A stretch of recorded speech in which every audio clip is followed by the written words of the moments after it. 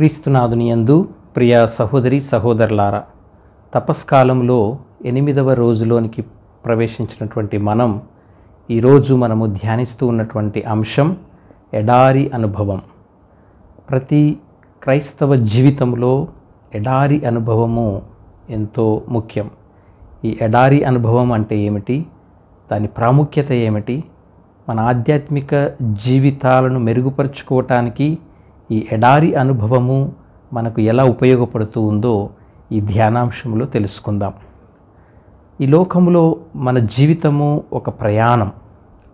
ఈ ప్రయాణం ఒక గమ్యము, ఒక లక్ష్యము కలిగినటువంటి ప్రయాణం. అయితే ఈ గమ్యాన్ని చేరుకోవటానికి మనం ఎన్నో విధాలుగా ప్రయత్నం చేస్తూ ఉంటాం. ఈ ప్రయత్నంలో మనకి 2 అంశాలు ఎంతో అవసరం.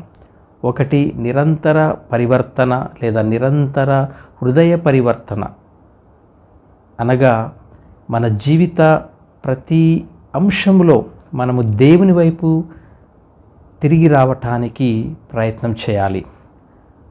రెండవ అంశము, మన జీవితంలో నిరంతర ఆధ్యాత్మిక పునరుద్ధరణ ఎంతో అవసరం. అయితే ఈ ప్రయాణం పూల పాన్పు వంటిది కాదు. ఈ ప్రయాణంలో ఎన్నో కష్టాలు, ఎన్నో శోధనలు, ఎన్నో బాధలు ఉంటాయి. వీటన్నిటినీ మనం జయించాలి అంటే మన జీవితంలో నిరీక్షణ, పట్టుదల, ధైర్యం, అంకిత భావము ఎంతో అవసరం. అలాగే వీటితో పాటు మన ఆధ్యాత్మిక జీవితంలో ఎడారి అనుభవం ఎంతో అవసరం. ఎడారి అనుభవం అంటే నిశ్శబ్దములో, ఏకాంతములో జీవించటం. ప్రస్తుత సమాజ పరిస్థితులలో గందరగోళంలో మనం జీవిస్తూ ఉన్నాం. గమ్యము లేని బ్రతుకులను మనం సాగిస్తూ ఉన్నాం. బయటి ప్రపంచంలోని ఎన్నో సమస్యలు, ఒత్తిడుల మధ్య మన జీవితాన్ని కొనసాగిస్తూ ఉన్నాం. ఎప్పుడు ఏమి జరుగుతుందో అన్నటువంటి భయంతో మనం జీవిస్తూ ఉన్నాం. ఏకాగ్రత లేక విచ్చలవిడిగా మనం జీవిస్తూ ఉన్నాం. అందుకే ఇలాంటి పరిస్థితులలో మనకు ఎడారి అనుభవము తప్పనిసరి. ఎడారి అనుభవము అనగా హృదయ నిశ్శబ్దతలో మనలోనికి మనము తొంగి చూచుకోవటం, మన జీవితాలను ఆత్మపరిశీలన చేసుకోవటం. ప్రియ సహోదరి సహోదరులారా, ఎడారి అనగానే మనకు గుర్తుకు వచ్చేది అంతా నిర్మానుష్యం, ఆకలి దప్పులు, భయము, అక్కడ ఎలాంటి జీవము లేకపోవటం, ఎలాంటి మార్గము, గమ్యము లేకపోవటం. ఎడారి అనగానే మనకి నిరాశ, నిస్పృహలు గుర్తుకు వస్తాయి. కానీ ఆధ్యాత్మిక భావముతో ఎడారిని మనము చూసినట్లయితే ఎడారి దేవుణ్ణి కలుసుకునే చోటుగా మనకి కనిపిస్తూ ఉంటుంది. ప్రార్థన చేసుకునే చోటుగా మనకి కనిపిస్తూ ఉంది. ఇజ్రాయేలు ప్రజలు 40 సంవత్సరములు ఎడారిలో ప్రయాణం చేసి వారి గమ్యము అయినటువంటి వాగ్దత్త భూమికి చేరుకున్నారు. ఈ 40 ఏళ్ల ఎడారి ప్రయాణంలో ఇజ్రాయేల్ ప్రజలు ఎన్నో ఆధ్యాత్మిక సత్యాలను తెలుసుకోగలిగారు. వారి జీవితాలను ఆత్మపరిశీలన చేసుకొని సరిచేసుకోగలిగారు. ప్రభు వైపు మరలటానికి ఈ 40 ఏళ్ల ఎడారి ప్రయాణం అనుభవం వారికి ఓ తర్ఫీదు కాలముగా ఉండిపోయింది. అలాగే ఈ ఎడారి ప్రయాణంలో ఇజ్రాయేల్ ప్రజలు వారి యొక్క విశ్వాసాన్ని బలపరుచుకోగలిగారు. నిర్గమకాండము 3వ అధ్యాయము 1వ వచనం నుండి 14 వచనాల ప్రకారం ఎడారి లేదా అరణ్యములో దేవుడు మండుతున్న పొదలో మోషేకు దర్శనమిచ్చాడు. అలాగే నిర్గమకాండము 19వ అధ్యాయం నుండి 24 అధ్యాయాలు మనం చదివినట్లయితే దేవుడు ఎడారిలో తన ప్రజలకు 10 ఆజ్ఞలను ఇచ్చి వారితో నిబంధనను చేసుకున్నాడు. ఎడారిలో వారికి మన్నాను కురిపించాడు, నీటిని ప్రసాదించాడు, వారి ఆకలి దప్పులను తీర్చాడు. కాబట్టి ప్రియ సహోదరి సహోదరులారా, ఎడారి అనుభవము మన ఆధ్యాత్మిక ఎదుగుదలకు ఎంతో అవసరం. ఈ ఎడారి అనుభవము ద్వారా మనము మనలోనికి దేవుని వైపుకు ప్రయాణం చేయగలం. యేసు ప్రభు యొక్క జీవితాన్ని కూడా మనం చూసినట్లయితే ఆయన కూడా ఎడారి అనుభవాన్ని చవిచూశాడు. సువార్త పరిచర్యకు ముందుగా ప్రభువు ఈ ఎడారి అనుభవమును ఆయన అనుభవించాడు. ఆయన జీవితంలో ఈ ఎడారి అనుభవము ఎంతో ప్రాముఖ్యమైనది. ప్రభువు ఎడారికి నిశ్శబ్దతలో ఏకాంతములో వెళ్ళాడు. ప్రార్థనలో తండ్రి దేవుని యొక్క సన్నిధిలో ఉన్నాడు. తన జీవితపు పిలుపు యొక్క పరమార్థాన్ని ఆయన ఈ ఎడారి అనుభవం ద్వారా తెలుసుకోగలిగాడు. తండ్రి దేవుని యొక్క చిత్తాన్ని యేసు ప్రభు ఎడారి అనుభవంలో తెలుసుకోగలిగాడు. అయితే మనము గమనించవలసినటువంటి విషయం ఏమిటంటే, లూకా సువార్త 4వ అధ్యాయము 1వ వచనంలో మనం చదువుతున్నాం. యేసు ప్రభు పవిత్రాత్మతో పరిపూర్ణుడై యోర్దాను నది నుండి తిరిగి వచ్చి ఆత్మ ప్రేరణ వలన ఎడారి ప్రదేశమునకు నడిపింపబడ్డాడు. అలాగే లూకా సువార్త 4వ అధ్యాయము 2వ వచనంలో చదువుతున్నాం. ఆ రోజులలో ఆయన ఏమీ తినలేదు. పవిత్రాత్మ శక్తి వలన ఆత్మ తేజోవంతుడైనటువంటి యేసు ఎడారిలో ఆయన జీవించగలిగాడు. సైతాను చేత శోధింపబడినను ఆ శోధనలన్నింటినీ కూడా ఆయన జయించగలిగాడు. కాబట్టి ప్రియ సహోదరి సహోదరులారా, ఈ ఎడారి అనుభవము యేసు ప్రభువునకు ఎంతగా ఉపయోగపడిందో మనం తెలుసుకున్నాం. అలాగే మన అనుదిన జీవితంలో కూడా, మన జీవిత ప్రయాణంలో కూడా ఈ ఎడారి అనుభవము తప్పనిసరి.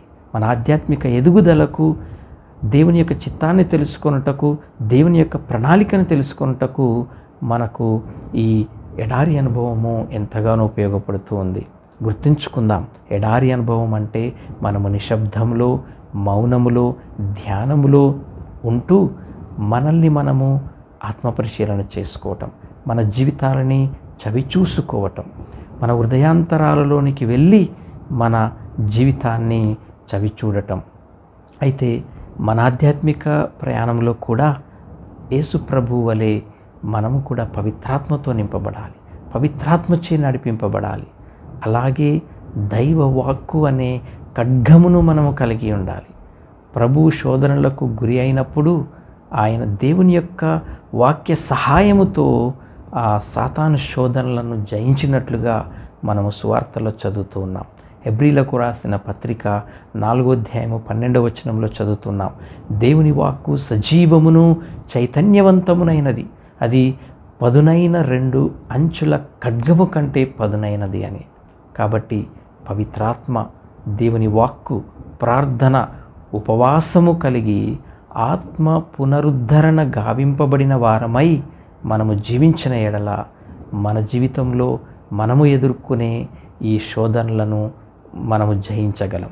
కనుక ప్రియ సహోదరి సహోదరులారా, ఎడారి అనుభవం, నిశ్శబ్దం, ఏకాంతం, మౌనం, ధ్యానం, ప్రార్థన, ఉపవాసము ఇవన్నీ కూడా ఈ లోకాశలను, ఈ శోధనలను జయించి దేవుని యొక్క రాజ్యంలో ఆధ్యాత్మిక ధ్యేయమైనటువంటి ఆ దేవుని యొక్క రాజ్యంలో మనము ప్రవేశించులాగున, జీవించులాగున మనకి సహాయం చేస్తుంది. ఈ విధంగా ఈ ఎడారి అనుభవము మన ఆధ్యాత్మిక జీవితాన్ని బలపరుస్తుంది, దేవునికి మరింత దగ్గరగా చేస్తుంది, దేవునితో మనకు గల సంబంధాన్ని బలపరుస్తుంది. ఫిలిప్పీలకు రాసిన పత్రిక 4వ అధ్యాయము 13వ వచనంలో పునీత పౌలు గారు మనకు ఒక మంచి ఆధ్యాత్మిక సూత్రాన్ని, సలహాన్ని ఇస్తూ ఉన్నాడు.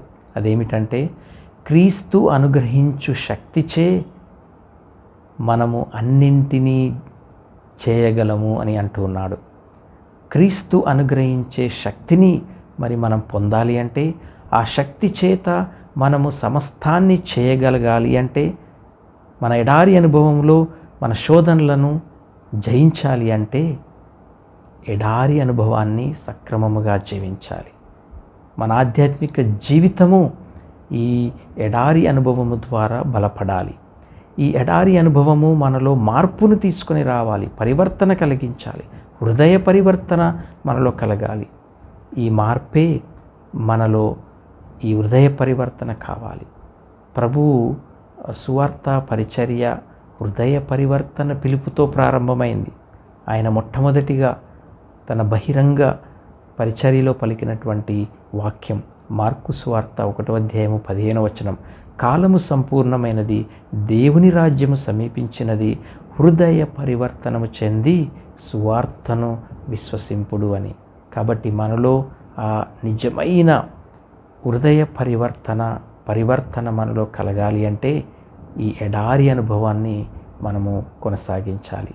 ప్రియ సహోదరి సహోదరులారా, ఈ ప్రియ సహోదరి సహోదరులారా, తపస్కాలంలో ఉన్నాం. తపస్కాలము ఒక ఎడారి అనుభవము లాంటిదే. ఎందుకంటే తపస్కాలంలో మనం ఎక్కువగా మౌనములో, ధ్యానములో, ప్రార్థనలో జీవిస్తూ ఉంటాం. దీన్ని మనం కొనసాగించాలి. ప్రతి తపస్కాలము కూడా ఎడారిలో దైవానుకృపానుగ్రహ ప్రయాణం, మన జీవితంలోనికి తొంగి చూసుకునేటటువంటి కాలం, హృదయ పరివర్తన చెందు కాలం. అయితే చివరిగా ఒక విషయాన్ని మనము గుర్తుంచుకోవాలి.